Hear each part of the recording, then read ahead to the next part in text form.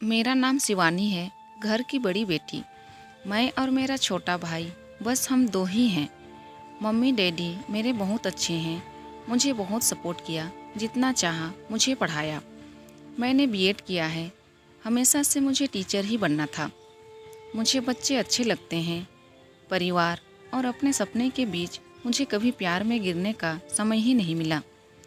मैं शुरू से ही अरेंज मैरिज चाहती थी।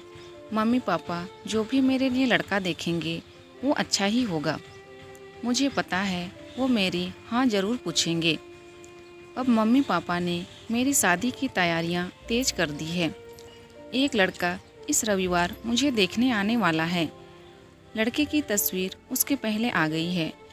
पापा पहले लड़के की खोज खबर अच्छे से निकलवा लेते हैं, फिर ही मुझे किसी की तस्वीर दिखाते हैं। अब आज रविवार भी आ गया। मुझे लगा शायद वो भी रिजेक्ट हो गया होगा, इसलिए अभी तक मुझे लड़का दिखाया नहीं गया। मैं सो कर उठी तो मम्मी मेरे कमरे में आई, बोली, बेटा लड़के वाले आने वाले हैं, तू तैयार हो जा। बहुत ही शॉर्ट नोटिस में मुझे तैयार होने को बोला। लड़के वाले आ गए। मैं अभी भी किचन में हूँ, नाश्ते और चाय की प्लेट जमा रही हूँ। बाहर से मुझे बात करने की आवाज़ें सुनाई दे रही हैं। कुछ ही मिनटों के बाद मम्मी की आवाज़ आई। मैं बाहर ट्रे लेकर गई। ट्रे रखकर मैंने सबसे पहले उसकी मम्मी और पापा को नमस्ते किया। फिर मैंने उसकी तरफ देखा। सच बोलूं तो लड़का बहुत स्मार्ट था। सिंपल शर्ट और जीन्स में आया था। चेहरे पर एक मासूमियत थी।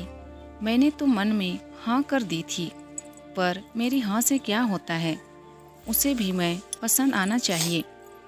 फिर घर वालों ने बोला कि बेटा अकेले में कुछ बात करनी हो तो कर लो। उसने मना किया, पर फिर भी घर वालों ने हमें अकेले कमरे में भेज दिया। चुप रहा। वो मुझे लगा मैं उसे पसंद नहीं हूँ, इसलिए बात नहीं कर रहा। फिर मैंने ही चुप्पी तोड़ दी। पूछा, आप क्या करते हैं? बोला, मेरा नाम तो आपको पता होगा नहीं, तो मैं बता देता हूँ। मेरा नाम मयूर है, बिजनेस है, प्रॉपर्टी का अपने बारे में फिर बताने लगा। कुछ देर हमारी बात हुई, फिर बाहर से मम्मी की आवाज़ आ गई। बड़ों में बात हुई और रिश्ता तय हो गया। उसके घर वाले जल्द ही शादी करना चाहती थी। पिताजी ने अपनी खोज कर ली थी, इसलिए शादी 1 महीना बाद ही तय होगी। इस दौरान मैंने मयूर का नंबर लेकर उससे बात करना चाही। मुझे लगा कि वो थोड़े शर्मीले हैं, लेकिन मैंने ही पहल की। करीब 1 महीने मैं बहुत बात हुई और प्यार वाली फीलिंग क्या होती है यह मुझे पता चल गया। फिर हमारी शादी का दिन आ गया और मैं अंदर ही अंदर बहुत खुश थी। मम्मी पापा को छोड़ जाने का गम तो था, लेकिन मुझे लगा कि मुझे सही जीवन साथी मिल गया है। सुहाग रात आ गई। मैं थोड़ी घबराई हुई बैठी थी बेड पर। वो आए और मेरी तरफ देखा। मैंने भी हल्की सी स्माइल पास की। मयूर ने कुर्ता पहन रखा था। वो थोड़े घबराए लग रहे थे। मुझे लगा जैसे मैं नर्वस हूँ, शायद वो भी इसी तरफ होंगे। मयूर अब बाथरूम गए और कुर्ता चेंज करके आए। फिर मयूर आकर बोले कि बहुत थक गई होगी शायद, आज आराम कर लो। मुझे लगा वो भी थके हैं, इसलिए मैंने ज़्यादा सवाल जवाब नहीं किए। अगली सुबह वो बाथरूम में फ्रेश होकर नहाकर और कपड़े भी अंदर ही चेंज करके आए। मुझे थोड़ा अजीब लगा। फिर मैंने सोचा शायद उनकी यह आदत होगी। अगली रात फिर आई और मयूर ने फिर ऐसा ही किया। अभी तक वो मेरे पास भी नहीं आए थे। अब मुझे लगा कि मयूर कुछ छुपा रहे हैं, क्योंकि उसके चेहरे पर साफ दिखाई दे रहा है। अगली रात जब वो बाथरूम से कपड़े चेंज करके आए तो मैंने उन्हें टोक ही दिया। आप क्या छुपा रहे हैं? कुछ बात है तो आप मुझसे कह सकते हैं। वो बोले, बात तो है, जल्द ही तुम्हें पता चल ही जाएगी, पर तुम्हें शायद बुरा लगेगा। मैंने बोला, आप नहीं बताएंगे तो ज़्यादा बुरा लगेगा। उन्होंने अपना शर्ट खोला और फिर उसे कुछ कहना नहीं पड़ा, मैं खुद ही समझ गई। उसके चेस्ट पर एक लड़की के नाम का टैटू था, रिया। अब मैं चुप हो गई और चुपचाप बेड के एक साइड पर सो गई। वो मुझसे बात करने की कोशिश करना चाह रहे थे, लेकिन फिर वो भी बेड के दूसरे साइड पर सो गए। अगले दिन मेरा मुंह उतरा हुआ था। मुझे इस बात का ज़्यादा दुख था कि उसने मुझसे यह बात छिपाई। हाँ, हमें कम समय मिला, लेकिन फिर भी इतना समय था कि वो मुझे बता सकते थे।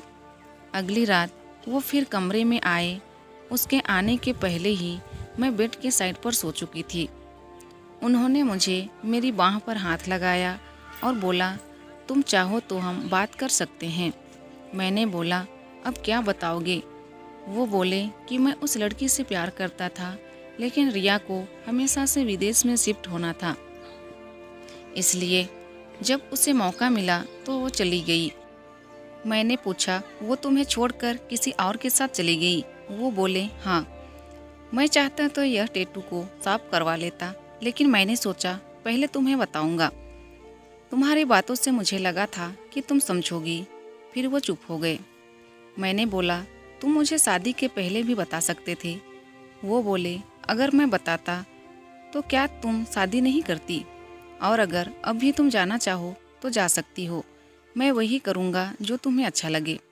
उस रात मेरा गुस्सा पता नहीं कहाँ चला गया, लेकिन थोड़ा डर भी था, कहीं फिर से झूठ तो नहीं बोल रहे मासूम शक्ल बनाकर। मैंने कुछ जवाब नहीं दिया। लगभग 3 महीने तक हमारी बात नहीं हुई। मैं भी अपने पापा की तरह उनकी परीक्षा ले रही थी। फिर एक रात मैंने उससे पूछा, उस लड़की से ज़्यादा प्यार करोगे मुझे? वो बोले, वो तो उसी रात हो गया था जब तुमने सच सुनने के बाद मुझे माफ़ कर दिया था। मैंने बोला, मैंने कब बोला कि मैंने माफ़ कर दिया? वो बोले, तो अब बोल दो।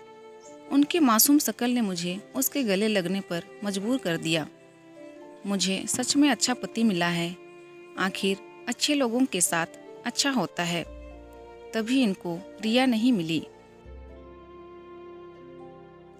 दोस्तों, अगर वीडियो पसंद आए तो प्लीज़ वीडियो को लाइक कीजिए, और अगर चैनल में नए हैं तो प्लीज़ मेरे चैनल को सब्सक्राइब कर दीजिए। Thank you.